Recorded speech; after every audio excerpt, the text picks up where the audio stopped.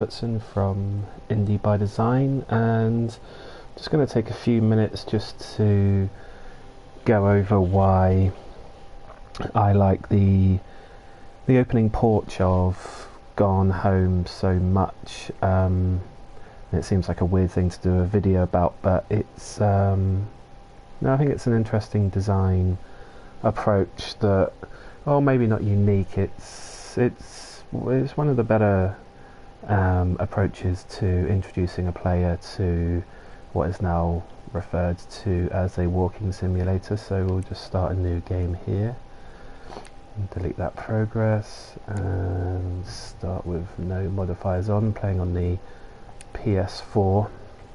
So we'll just listen to the intro here without me talking over it.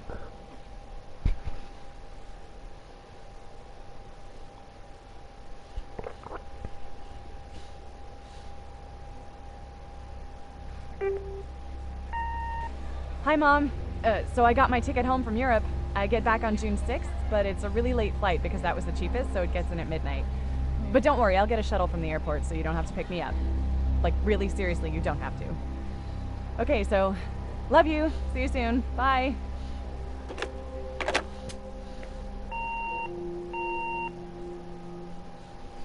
Yeah, so it's a fairly standard technique the voiceover used at the start. I mean, we've seen it in many games, in many films, and then with a title card there giving us the name, the date and the time. So what do we know from that intro there? I mean, we know that you're a girl for a start. We know that it's 1995. You've been away from your family, so there's an emotional connection there in that you're expecting to see them again soon and you sound excited about that. We know that you're arriving late, so you can expect it to be dark. You're travelling alone on public transport. There's a potential element of danger, so all of these things are really ramping up to create that sense of tension, which is then built upon even more when you come into the porch and it's gloomy, you're alone, it's not a very nice welcome. The wind and the rain are at overdrive in terms of the sound design, and the fact that it's 1995. You know, you're not going to have 3G or internet if anything bad happens. So I think what's interesting here is that the porch itself is kind of dull. I mean, there's not a huge amount of going on. There's some things that we can infer about the family, but I think the main thing is that it's kind of, there's not a lot going on here, right? Which kind of sets in your minds immediately that something really kind of out of character must have gone on for something bad to have happened to this family. So whilst the intro was, the voiceover was something that we've seen in films and in other games a lot, there is a lot more sort of gamey exploratory narrative techniques used here. So I particularly like this bag tag here, which is comically oversized so that it's easy to read your name and where you're from, and again it reiterates the date here. I like the accompanying bag here with the Belgian flag and the St George's cross. It tells us that we've been to Europe. The bag itself, this green one here, is you know, it's kind of funky, so you can probably work out from that we're quite a young girl, which again probably ramps up the tension and just confirms what we probably already knew from listening to Caitlin's voice on the answering machine. just going to pick up on something I don't really like so much. I mean, the way that the inventory works is kind of nice and clear, and the images are detailed. I don't like the accompanying text there. It's my passport. I got it to go on my Europe trip, and this is my boarding pass back from a year in Europe. I mean, okay, we know, we get it. She's been to Europe. I don't think that necessarily needs to be rammed home so much as it is there. Anyway, so going back to the porch, I mean, the other things we can probably infer from the porch, I mean, there's a front porch itself, which is completely enclosed, so we've probably got a wealthy family here. It's well maintained, it's not dirty. These deck chairs look kind of as expensive as they are unused. There's some interesting lighting here. I mean, there's no shadows, there's no player shadows. Player doesn't really even have a body. It's disconcerting. I think just something interesting to pick up on the lights here. I mean, if you look at these two lights, the one on the left is dimmer than the one on the right, which so you can see the one on the light on the left is flickering. It's broken, which is a classic horror technique used in many games, many films. But I'll let them off the sort of predictability of that, because they've gone to the extra level of detail by making this one, when they're both on, dimmer than this one, which sort of just adds an extra layer to the sort of believability that it's broken, which I really like. Normally you see lights flickering, but this one will be exactly the same brightness as this one. I think it's a small feature, but I think it's a really nice one. So there's some other things here as well which kind of adds to that eeriness, or at least it does for me anyway. Like this desk lamp, like, would you really have a desk lamp in a porch like this? I mean, I think it seems kind of out of place. It's almost like a Twin Peaks light kind of approach to set design in placing, pairing a familiar location and a familiar object, but pairing them in such a way so that they're unfamiliar to one another. I quite like that. There's attention to detail there, that the lamp is actually plugged in.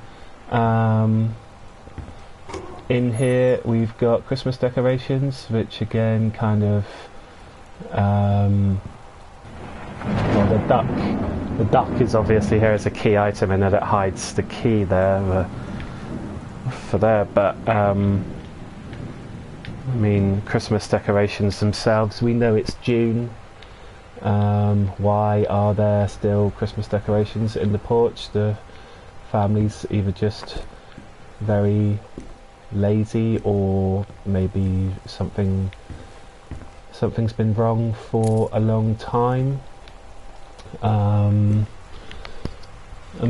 glad as well that you just click on doors to open and close them, rather than having the one-to-one sort of movement system. Particularly on a PS4 controller, moving the doors back and forward one-to-one can be particularly irritating.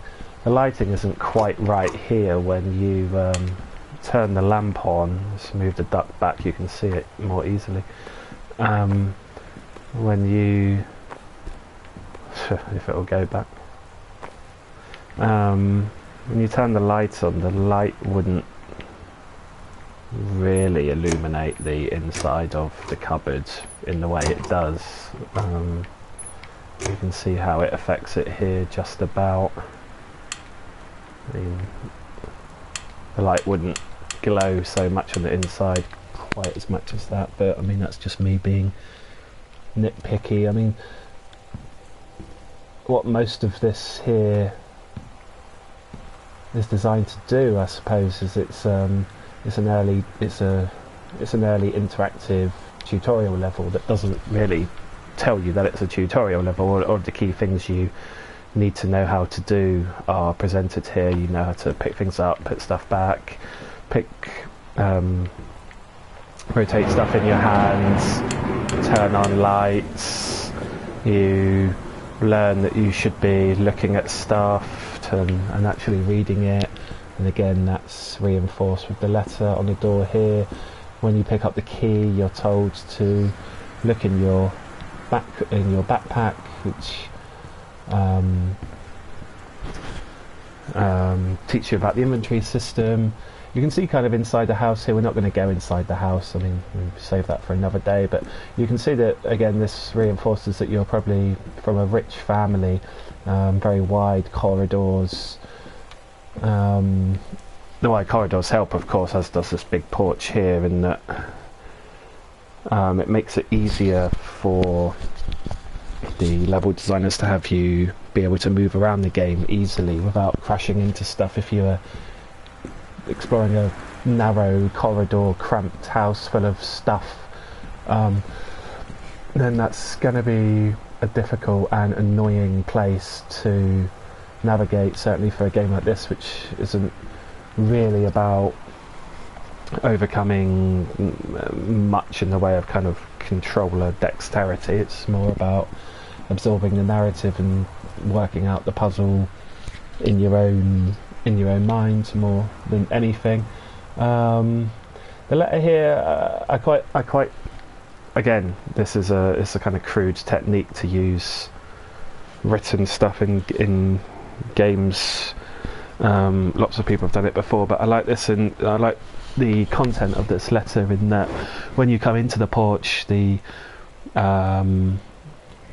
tension built up around you and your character, and the intro of Caitlin on the phone sets this up as a game in which the kind of mystery is about you and why you're here alone. Where have your family gone? Why do you not know that they're away from the home when you're back from your big trip? But this letter kind of doesn't suggest that that's necessarily wrong, but it adds another layer to the mystery, that this isn't a story just about you and what you're trying to figure out, but you're also trying to figure out what whoever Sam is, sibling, whatever they're thinking, whatever they're doing. So, you know, it's not just about trying to work out your own thoughts and emotions, it's also about working out who Sam is, what